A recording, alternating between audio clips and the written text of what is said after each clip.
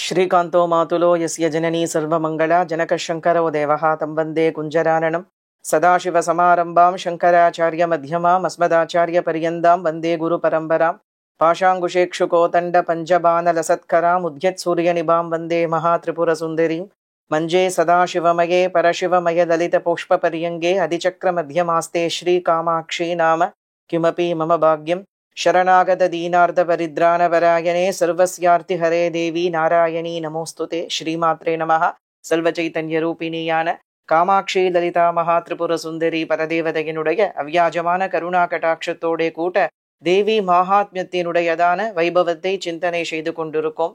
மார்கண்டேய புராணத்திலே பரமேஸ்வரியினுடையதான ஸ்வரூபத்தை விசேஷமாக அகண்ட சச்சிதானந்தமயியாகவும் தனக்கு மேல வேற வஸ்து இல்லாதவளாகவும் சிந்திப்பதற்கு கூடாததான ஒரு பராக்கிரமத்தை கொண்டவளாக விளங்கக்கூடியதான அம்பிகையினுடைய வைபவத்தை விசேஷமாக சொல்லி இருக்கா. பகவதியானவள் துஷ்ட ராட்சசர்களே எப்படி சம்ஹாரம் பண்ணினா, தன் பக்தர்களுக்கு எப்படி அனுகிரகத்தை பண்ணினாங்கிற விஷயத்தை தான் நமக்கு விஸ்தாரமாக சொல்லி இருக்கா. அதிலே இந்த சுரதன் அப்படிங்கிறதான மகாராஜாவும் சமாதி அப்படிங்கிறதான வியாபாரியும் ரெண்டு பேருமா சேர்ந்து கொண்டு சுமேதஸ் அப்படிங்கிற ரிஷியினுடையதான பாதார விந்தத்தை சரணாகதி பண்ணி, எங்களுடைய மனசானது ஸ்திரமாக இல்லையே, எங்கள் மனசு அலபாஞ்சன் இருக்கே, இப்படி எங்களை விட்டு போன வஸ்துக்களை மாத்திரம்தான் நாங்க நினைக்கிறோமே தவிர இதன் பிறகு என்ன செய்யறதுங்கிற ஒரு தெளிவானது எங்களுக்கு இல்லையே, நாங்க என்ன பண்ணுறதுன்னு தெரியலே, நீங்க தான் அனுகிரகத்தை செய்யணும்னு பிரார்த்தனை செய்து கொள்ள, இது மாயாபந்தம், இந்த மாயைங்கிற வலையை அறுத்து எரிஞ்சா மட்டும்தான் நாம ஞானத்தை அடைய முடியும். அந்த காரணத்தினாலே சாமுபைஹி மகாராஜ சரணம் பரமேஸ்வரி அப்படின்னு அந்த பரமேஸ்வரியின் பாதார விந்தத்தை சரணாகதி பண்ணு, அவளுக்கு மேல வேற வஸ்து கிடையாது. சச்சிதானந்த ஸ்வரூபிணியாக ஞானத்தையே தன்னுடைய வடிவாய் கொண்டவளாக ஞான பிரசூனாம்பிகா அப்படிங்கிறதான ஒரு ஸ்வரூபத்தோட இருக்கிறவள் அவள்தான். காடகஸ்தி க்ஷேத்திரத்திலே பராசக்தியானவள் ஞான பிரசூனாம்பிகாங்கிற நாமத்தோட விளங்கக்கூடியவளாக, லம்பஹஸ்தத்தை கொண்டவளாக, ஒரு கையில நீலோத்பல புஷ்பத்தை தாங்கினவளாக, ஸ்ரீசக்கரத்தினுடையதான அர்த்தமேருவின் பிந்துவிலே பிரகாசிக்க கூடியவளாக இருக்கா. அந்த பராசக்தியே ஞானஸ்வரூபிணி, ஞானத்தை கொடுக்க கூடியவள். அதனால அந்த பகவதியத்தான் சரணாகதி பண்ணணும் அப்படிங்கும் பொழுது அந்த பகவதியின் ஸ்வரூபத்தை எல்லாம் விஸ்தாரமாக சொல்லுங்கோ. இந்த தேவி பாகவத மகாபுராணத்திலே பார்த்தோம்னு சொன்னாக்க, வியாச பகவான் ஜனமேஜயன் கிட்ட சொல்றார். அம்பாளுடைய சரித்திரங்களை எல்லாம் சொல்லும் பொழுது ஜனமேஜயன் சொன்னா, நான் வியாசர்கிட்ட, சுவாமி தேவியினுடைய சரித்திரங்களை எல்லாம் கேட்க கேட்க அமிர்தத்தை பானம் பண்ணினவன் எப்படி வந்து போறோன்னு சொல்ல மாட்டானோ, அது போல அம்பாளுடையதான சரித்திரங்களை கேட்க கேட்க வந்து ஆனந்தம்தான் இருக்கு. பகவதியின் சரித்திரங்களை அநேகம் நீங்க சொல்லிண்டே இருங்கோ, தேவியினுடைய வைபவத்தை அநேகம் நான் கேட்டுண்டே இருக்கேன் அப்படின்னு ஜனமேஜயன் சொன்னா. அப்படின்னும் வியாச பகவான் எந்த ஒரு மனுஷனுடையதான ஒரு சித்தத்திலே பராசக்தியின் சரித்திராமிர்தத்தை கேட்கணும் அப்படிங்கிறதான ஒரு எண்ணமானது இருக்கோ, அவனை விட பாக்யவான் கிடையாது. நீ பகவதியின் பாதார விந்தங்களில் அபரிமிதமான ஒரு பக்தி விளங்க கூடியவனாக தேவியின் சரித்திரங்களை கேட்கணுங்கிற ஆவலோட விளங்குற. இந்த சரித்திரங்களை எல்லாம் கேட்ட மாத்திரத்திலேயே புண்ணியம் ஏற்படுறது, யாருக்கும் கிடைக்காத பரமேஸ்வரியினுடையதான சாயுஜ்யமும் கிடைக்கிறது. அந்த காரணத்தினாலே திவ்யமயமாயும் சௌபாகியத்தை உண்டு பண்ண கூடியதாயும் முக்தியை கொடுக்க கூடியதுமாயும் இல்ல பகவதியினுடைய சரித்திராமிரதங்களை நீ அவசியம் கேளு. உன்னை போல எல்லா பக்தர்களும் தேவியின் சரித்திராமிரதங்களை கேட்கட்டும் அப்படின்னாரா. அந்த காரணத்தினாலே அம்பாளுடைய சரித்திரங்களை கேட்ட மாத்திரத்தில் எல்லா பாப்பங்களும் போறது, தேவியின் சரித்திரங்களை கேட்ட மாத்திரத்திலேயே மகத்தான புண்ணியமானது ஏற்படுறது. அதாவது வியாசர் சொல்றார், கங்கை அவ்வளவு சுத்திய கொடுக்காது, அது போல மற்ற எந்த தீர்த்தங்களோ எந்த விரதங்களோ எந்த விதமான புண்ணிய பலன்களோ அவ்வளவு சுத்தியை கொடுக்காது. தேவி பாகவதத்தை சிரவணம் பண்ணினா ஏற்படக்கூடியதான ஒரு சுத்திக்கு எதுவும் ஈடு ஆகாது அப்படிங்கிறார். அதனால தேவியின் சரித்திராமிரதங்களை கேட்கிறத விடவும் புண்ணியமானது கிடையாது. அந்த பகவதியின் சரித்திரங்களிலே முக்கியமா விளங்கக்கூடியதான சரித்திரங்களை தான். தேவி மேல் நிறைய சரித்திரங்கள் உண்டு, நிறைய புராணங்கள் இதிகாசங்கள், அது போல உப புராணங்கள் எல்லாம் பகவதியின் வைபவத்தை விஸ்தாரமாக பேசுறது நமக்கு. ஆனாலும் கூட முக்கியமா விளங்கக்கூடியது இந்த தேவி மகாத்மியத்தினுடைய முக்கியமான 3 சரித்திரங்கள். அந்த 3 சரித்திரங்கள் மகா பாவனமாக விளங்கக்கூடியது, மகா பவித்திரமாக விளங்கக்கூடியது அப்படிங்கிறது அந்த பகவதியினுடையதான ஸ்வரூபத்திற்கு மேல் இந்த உலகிலே வேறொன்று கிடையாது அப்படிங்கிறதான் நமக்கு விஸ்தாரமாக சொல்லியிருக்கா. அந்த வியாச பகவான் எப்படி சூத பௌராணிகருக்கு சொன்னாரோ அது போலத்தான் நமக்கு சுமேதஸ் மகரிஷியானவர் இந்த சுரத மகாராஜாவிற்கும் சமாதிங்கிற வைஷ்யனுக்கும் பகவதியின் சரித்திரங்களை சொல்றா. அது சொன்ன இடம் எது அப்படின்னு கேட்டாக்க நமக்கு கர்நாடகத்திலே விளங்கக்கூடியதான மங்களூருக்கு பக்கத்திலே பொலலி அப்படின்னு ஒரு ஊர் உண்டு. அந்த பொலலிங்கிற க்ஷேத்திரமானது ராஜராஜேஸ்வரியினுடையதான சந்நிதி அங்க விளங்குறது. அந்த க்ஷேத்திரத்துக்கு நீங்க போனேள் அப்படின்னா இந்த சுரத மகாராஜா எந்த ராஜ்யத்தை அவன் இழந்தானோ அந்த ராஜ்யத்தை மறுபடியும் பகவதியானவள் அவனுக்கு அனுகிரகத்தை செய்யறா. அது மாத்திரம் இல்லாம அடுத்த பிறவியிலே சூரியனுக்கு புத்திரனாக பிறந்து, சூரிய பகவானுக்கு புத்திரனாக பிறந்து சாவர்ணி எனும் மனுவாக விளங்கி இந்த உலகங்களை பிரம்மாண்டங்களை ஆட்சி பண்ணக்கூடியதான அனுகிரகத்தையும் பராசக்தி கொடுக்கறா. அதாவது அம்பாள சரணாகதி பண்ணினாக்க கேட்ட வரங்களை விடவும் அதிகமா கொடுக்கக்கூடிய கருணாமூர்த்திங்கிறார்.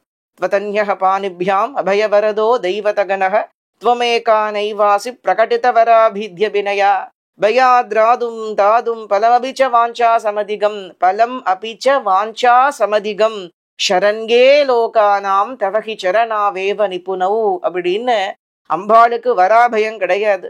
யுக்ஷுகோதண்டம் பஞ்சபானம் பாஷம் அங்குஷந்தான். காஞ்சிபுரத்துக்கு போனேள் அப்படின்னா சதுர்புஜங்களிலே வராபயம் இல்லாதபடிக்கு சதுர்புஜங்கள்லையுமே அங்குஷத்தையும் பாஷத்தையும் கரும்பு வில்லையும் புஷ்பபானங்களையும் தாங்கி கொண்டிருக்கான். எதனால வரம் அபயம் ரெண்டுமே கிடையாதுன்னு கேட்டாக்க தேவி தன் பாதார விந்தத்தை சரணாகதி பண்ணினவாளுக்கு வராபயத்தினால கொடுக்க வேண்டிய அவசியம் இல்லாத கேட்டதை விட அதிகமான வரங்களையும் பலம் அபிச்ச வாஞ்சா சமதிகம் கேட்டதை விட அதிகமான வரங்களையும் அபயத்தையும் தன் பாதார விந்தங்களாலேயே கொடுத்துடுறா. திரிபுவனங்களுக்கும் சரணாகதி பண்ணக்கூடிய வஸ்துவாக அந்த பகவதி தானே விளங்குறா. 3 உலகிலே விளங்கக்கூடியதான எல்லா ஜீவராசிகளுமே அந்த பராசக்தியின் பாதார விந்தத்தை தான் சரணாகதி செய்யறது. சரண்யே லோகானாம் துர்காம் தேவீம் சரணம் அகம் பிரபத்யே. வேதமும் பகவதியத்தை சரணாகதி செய்யறது இல்லையா? அந்த மாதிரி அந்த பராசக்தியின் பிரபாவத்திற்கு மேல் வேறொன்று கிடையாது. அதனால கேட்ட வரங்களை விட அதிகமா கொடுக்கக்கூடிய மூர்த்தியாச்சே. அந்த காரணத்தினால தான் சண்டிகா பரமேஸ்வரியானவள் இந்த லோக சாம்ராஜ்யத்தை மாத்திரம் அந்த சுரத மகாராஜாவிற்கு கொடுக்கல, பிரம்மாண்டங்களை ஆளக்கூடியதான அந்த சாம்ராஜ்யத்தையும் கூட அனுகிரகத்தை பண்ணினா அப்படிங்கறத விசேஷமா சொல்றா. அதற்கு பிரதியாக நம்ம என்ன அம்பாளுக்கு பண்ண முடியும் அப்படின்னா நம்ம அந்த அன்பும் பக்தியும் மாத்திரம்தான் தேவியின் பாதத்திலே சமர்ப்பிக்க முடியும். அதை தவிர நம்ம வேற ஒன்னும் அவளுக்கு கொடுக்க முடியாது. நமக்கு இதெல்லாத்தையும் கொடுத்ததே அந்த பராசக்தி தானே. அந்த காரணத்தினால் அவன் என்ன பண்ணினான்னா, அம்மா என்மேல் கருணையோட மறுபடி நான் இழந்த இந்த ராஜ்யத்தை எனக்கு நீ கொடுத்தியே, அதனால இந்த ராஜ்யத்தை ஆளக்கூடிய தகுதி எனக்கு கிடையாது. இந்த ராஜ்யத்தை ஆள வேண்டியவள் நீதா. நீ ராஜராஜேஸ்வரி, பிரம்மாண்டங்களையே ஆளக்கூடிய பராசக்தி நீ. இந்த ராஜ்யத்தை எனக்கு நீதான் கொடுத்திருக்கே. அதற்கு பிரதியாக பகவதி ஜெகதம்பிகே இந்த சாம்ராஜ்ய கிரீடத்தை, இந்த கிரீட்டமானது ராஜாக்கள் எல்லாம் ஏன் சூடிக்கிறான்னா சர்வ சாம்ராஜ்யத்தை சூச்சிப்பிக்க கூடியது இந்த கிரீட்டம். அந்த காரணத்தினாலே இந்த கிரீடத்தை, இது போல ஒரு கிரீடத்தை உனக்கு நான் சமர்ப்பணம் பண்ணணும். நீதான் இந்த ராஜ்யத்தை ஆட்சி பண்ற. உனக்கு அடியாக இருந்து கொண்டு உன்னுடைய பாதார விந்தத்தை சரணாகதி பண்ணி கொண்டு நான் உன் சார்பில இந்த ராஜ்யத்தை ஆட்சி பண்றேம்மான்னு சொல்லி தன் தலையிலிருந்து விளங்கக்கூடிய மகுடத்தை என்ன பண்ணினான்னா தேவியினுடைய அந்த சிரசிலே பொருத்தரா. தேவியின் விக்கிரகம் விளங்குறது இல்லையா, அது கருங்கல்லால ஆன விக்கிரகம் கிடையாது, சுதை சிற்பம் தான். நீங்க பார்த்தாலே தெரியும், அந்த க்ஷேத்திரத்துக்கு போனாலே தெரியும். கட்டீல் துர்கா பரமேஸ்வரி கோவிலுக்கு பக்கத்துல இருக்கு. கட்டீல் எல்லோருக்கும் தெரிஞ்சிருக்கும்னு நினைக்கிறேன். சப்த துர்கா க்ஷேத்திரங்கள்ல முக்கியமான க்ஷேத்திரம். அதே சப்த துர்கா க்ஷேத்திரங்கள்ல முக்கியமான க்ஷேத்திரம் தான் பொலலி அப்படிங்கறதான ஒரு க்ஷேத்திரமும் கூட. மங்களூருல இருந்து கொல்லூர் போற பரியந்தம் நிறைய துர்கா க்ஷேத்திரங்கள் இருக்கு. முழுக்க முழுக்க அந்த பெல்ட்டே பார்த்தோம்னு சொன்னாக்க ஏகப்பட்ட துர்கா க்ஷேத்திரங்கள், நூற்றுக்கணக்கான க்ஷேத்திரங்கள் இருக்கலாம். ஆனா நமக்கு ரொம்ப சொல்பந்தான் தெரியறது. நிறைய க்ஷேத்திரங்கள் நம்ம வெளியில தெரியாதபடிக்கு மறைஞ்சும் இருக்கு. அப்படி நூற்றுக்கணக்கான துர்கா க்ஷேத்திரங்கள்ல 7 துர்கா க்ஷேத்திரங்கள் ரொம்ப விசேஷம். சப்த துர்கா க்ஷேத்திரங்கள் அப்படின்னு சொல்லுவா. சப்த துர்கா க்ஷேத்திரங்கள்ல முக்கியமான க்ஷேத்திரம் கட்டீல் துர்கா பரமேஸ்வரி. கர்நாடகத்திலே இருக்கிறவாளுக்கு கட்டீல துர்க்கையை தெரியாம இருக்கவே இருக்காது. கட்டீலம்மாம்பா. எப்படி நம்ம ஊர்ல சமயபுரம் மாரியம்மன் ரொம்ப விசேஷமோ, தமிழ்நாடு முழுக்க சமயபுரத்தால தெரியாதவா ஒருத்தருமே இருக்க முடியாது. அப்பேற்பட்ட பேசற தெய்வம், பிரத்யக்ஷமான சண்டிகா பரமேஸ்வரியோட ஸ்வரூபம் தான் சமயபுரத்திலே விளங்கக்கூடிய மாரியம்மன். அப்படி சமயபுரம் மகமாகிய எப்படி தமிழ்நாட்டுல இருக்கிறவாளுக்கு தெரியாம இருக்காதோ, அது போலத்தான் கர்நாடகத்திலே விளங்குறவாளுக்கு தெரியாம இருக்காது கட்டீல் துர்கா பரமேஸ்வரிய. கட்டீல் அம்மா அப்படின்னு தான் அவளை சொல்லுவா. அந்த க்ஷேத்திரத்திற்கு கொஞ்சம் சமீபத்திலே விளங்கக்கூடியது இந்த பொலலி அப்படிங்கிறதான க்ஷேத்திரம். அந்த க்ஷேத்திரத்துல தான் இந்த தேவி மகாத்மியம் நிகழ்ந்தது அப்படிங்கிறது அந்த க்ஷேத்திரத்திலே விளங்கக்கூடிய மகாத்மியம். அப்போ அந்த ராஜா என்ன செய்யறான்னா, தன் சிரசிலிரு விளங்கக்கூடியதான கிரீடத்தை எடுத்து தேவியினுடைய சிற்பத்திலே தேவி மேல் அப்படியே பொருத்தராம். அப்படி எதுக்கு பொருத்தரான்னா, அளவு பார்க்கறதுக்காக வேண்டி. அதாவது அம்பாளுடையதான அந்த விக்கிரகத்தினுடையதான தலை சுற்றளவு எப்படி இருக்கு, எந்த அளவுக்கு கிரீடத்தை மெஷர் பண்ணி வச்சா தேவியின் சிரஸ்ல அது பொருந்துங்கிறதுக்காக என்ன செய்யறான்னு கேட்டாக்க, இந்த சிரஸ்ல அந்த கிரீடத்தை பொருத்திட்டு அதை எடுக்கிறதுக்கு முயற்சிக்கும் பொழுது இந்த கிரீடத்தை எடுக்கவே முடியல. இந்த கிரீடத்தை எடுக்க முடியல. அப்ப அசரீரி கேட்கறது, நீ புதுசா ஒரு கிரீடம் பண்ண வேண்டிய அவசியம் கிடையாது, இந்த மகுடமே எனக்கு அலங்காரமாக விளங்கட்டும் அப்படின்னு சொன்ன காரணத்தினாலே ஆயிரக்கணக்கான வருடங்களாக அந்த கிரீடம் இன்னிக்கும் தேவியின் சிற்பத்திலே விளங்குறது. இன்னிக்கும் போய் நீங்க பார்த்தாலும் ராஜராஜேஸ்வரியினுடைய மகுடத்திலே அந்த ராஜா சாத்தின கிரீட்டமானது விளங்குறது. அதாவது ஆயிரக்கணக்கான வருஷங்களான காரணத்தினாலே வேற ஏதோ ஒரு உலோகம் மாதிரி நமக்கு தெரியறது. ஸ்வர்ண கிரீடம் தான், தங்க கிரீடம் தான், ஆனாலும் வேற ஏதோ ஒரு உலோகம் மாதிரி நமக்கு தெரியறது. அப்படி அம்பிகை பேசக்கூடிய தெய்வமாக அங்க இருக்காங்கிறதுக்கு பிரத்யக்ஷமான ஒரு சாட்சி அந்த ராஜராஜேஸ்வரியினுடைய சந்நிதி. இந்த சுரத மகாராஜாவும் சமாதிங்கிற வைஷ்யனும் எங்க பகவதிய சரணாகதி பண்ணி தேவியிடம் அளவு கடந்த வரங்களை பெற்றார்கள் அப்படின்னாக்க அந்த க்ஷேத்திரத்திலே அப்படின்னு சொல்லுவா. அப்படித்தான் அந்த பகவதியினுடைய வைபவத்தை சண்டிகா பரமேஸ்வரியாக, திரிபுர சுந்தரியாக, ராஜராஜேஸ்வரியாக ஜெகன்மாதா விளங்கக்கூடியதான ஒரு வைபவத்தை நமக்கு விசேஷமாக சொல்லியிருக்கா. அதிலே பிரதம சரித்திரத்திலே பார்த்தோன்னு சொன்னாக்க, பகவதியானவள் எப்படி மகாகாளிங்கிற வடிவத்தை தாங்கி கொண்டு மதுவையும் கைட்டபனையும் சம்ஹாரம் பண்ணினா. மது கைட்டப சம்ஹாரி மத்த மாதங்க கோமளி அப்படின்னு தேவிக்கு சூலினி சகஸ்ரநாமாவானது சொல்லறது.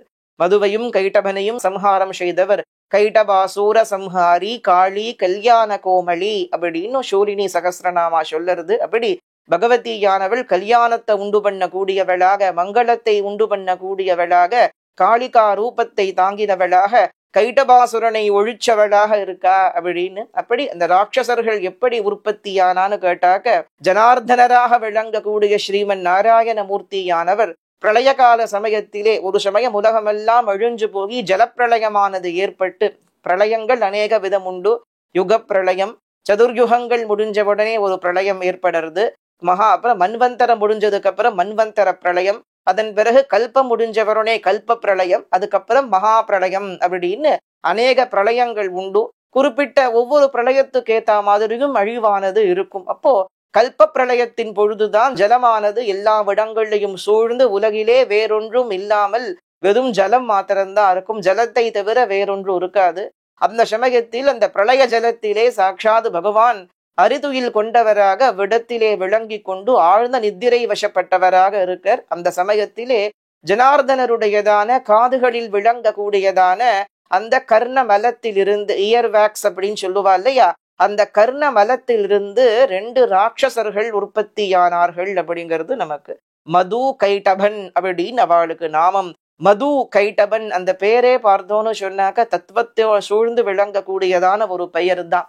மது அப்படிங்கிறவன் எதை குறிக்கிறான்னு கேட்டாக்க, அல்ப விஷயங்களிலே விளங்கக்கூடியதான ஒரு ஆசை.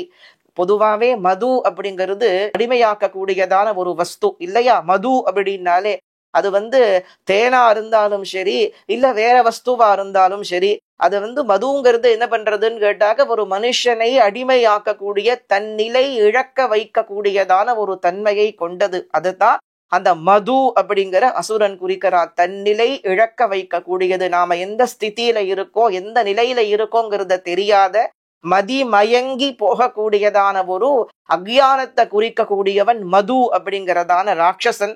கைட்டவன், கீட்டம் அப்படின்னா புழு, தெரியாம இருக்காது. கீட்டம் அப்படின்னா புழு.